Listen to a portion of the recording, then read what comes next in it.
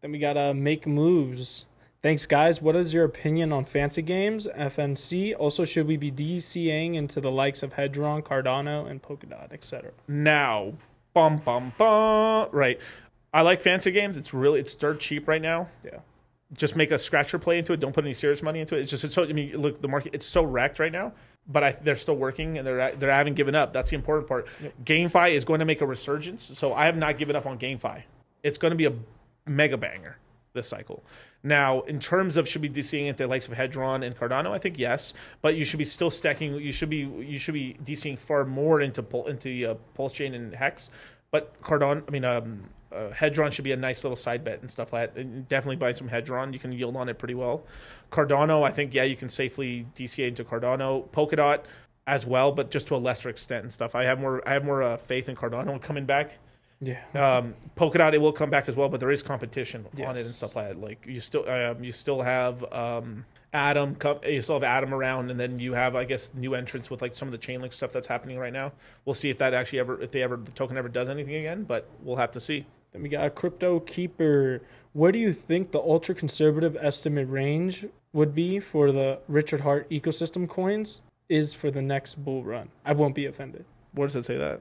All the way up. You have to scroll a little higher up. Okay, read it again.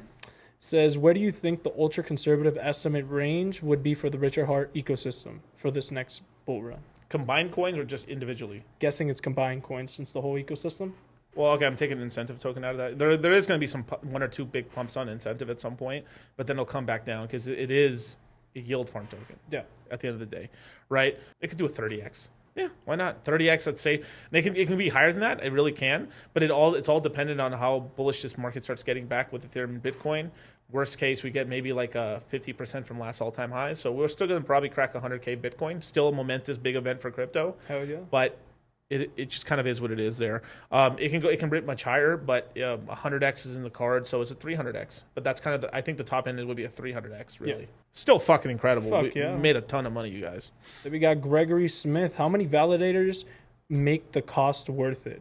I have close to enough for 6 validators, but should I pay $2,000 to set validators up or just invest into some Pulse? Oh. Yeah, that's a tough one. Yeah. Where it becomes, I think it's like above 10. I think above a 10 or 15 is where it becomes profitable. It's because one validator makes you 10,000 Pulse. Yeah. Which is not bad. 10,000 Pulse a day. You make some good cash on that. But I would really maybe just run your validators like that and then just start stacking up. Don't just have validators. Don't. All right. Don't just have validators, but also, stack up some liquid Pulse. Mm-hmm. Don't just ape just everything into validators. I think that's a fucking retarded idea. It's the same thing like staking all your hex. Have a port. You can have like the most I'd ever have in validators is 30% at most. Personally, and I'm thinking that's my honest answer on that. Yeah. So I'm only doing 3,000 validators. That's it. Let's see. That'd be funny. The next day, 3,000 validators go online. They're like, huh? Wait a minute. Who? Who? What? 50% of all the validators? Just call it chode. Okay, we got Dustin Olson. Between PHEX and EHEX, which liquidity is thinner? I think it's EHEX. EHEX. Okay. Yeah. I think there's more liquidity on PHEX. Just overall. Okay. Especially as more things get added on when you can start batching shit and you can go through multiple liquidity pools on Pulse Chain. Yeah. A lot of liquidity was pulled from EHEX and stuff. So. Then we got Hagel Fox. Did anyone listen to Shield Tank today? What do y'all think about the TMFINR? They seem pretty bullish on it. No, I don't watch that. I just don't know much about it. I don't really watch them. Maybe they're a good show. I don't know, but I haven't checked them out. Then we got the Coin Critic asking, he'll go thoughts? He'll go. Not much. Yeah. Right now, I'm focusing right now mostly on. I'm focusing mostly just on the coins I'm DCing into right now before I start getting into a lot of shitcoin plays. Yeah. But yeah, you still can make some good gains getting into coins and stuff. But it's just like secure the main bags right now.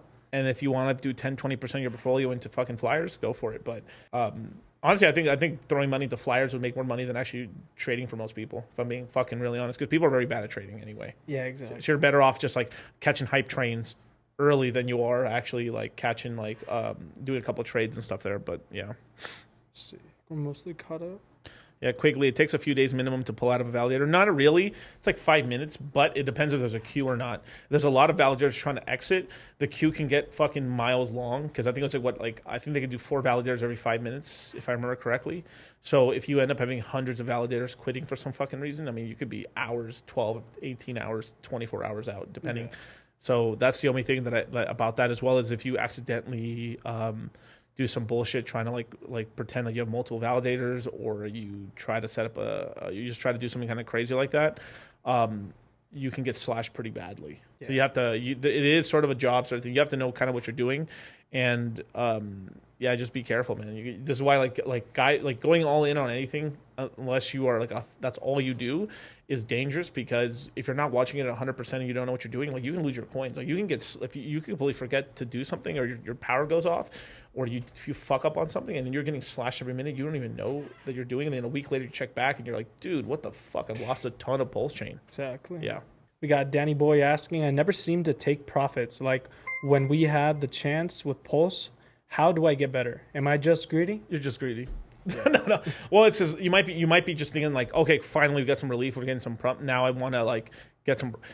You're probably thinking about hitting certain numbers before taking profits and stuff. Sometimes you just got to take profits. It just sucks, but you do have to just next time, right? Obviously, Danny, next time we go above 34, if we start getting a multiple of that, maybe we go to 50 or we go to 100 of that, take a little off the table, not a lot, but just something.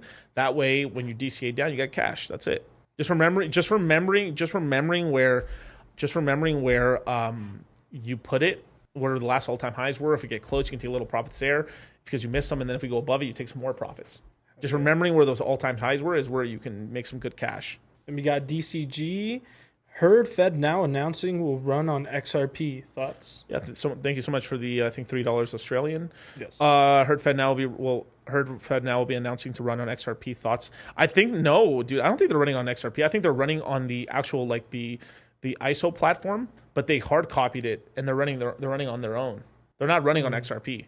There's also some stuff with XRP that since XRP was being kind of blacklisted from the SEC and stuff with all the stuff that was going on with the lawsuits, that XRP ran off to China and Asia and created a Swiss system for them, and the United States got politically mad at them for that. That's at least some of the whispers I was hearing in the background about XRP, that they kind of allied themselves with this kind of Asia SWIFT system for China, China, Japan, and a lot of Southeastern countries and stuff like that. So they may have ran to the Asian countries and stuff, and the United States said, go fuck yourselves. Yeah.